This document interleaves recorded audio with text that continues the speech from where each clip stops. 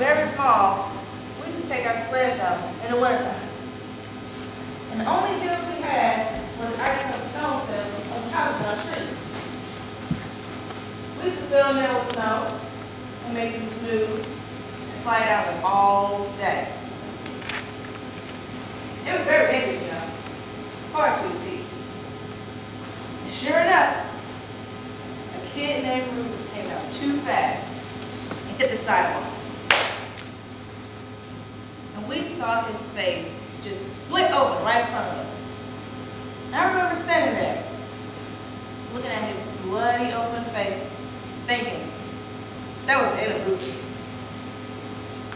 But the ambulance came, and they took him to the hospital, and they fixed all his broken bones, and they sewed them all up.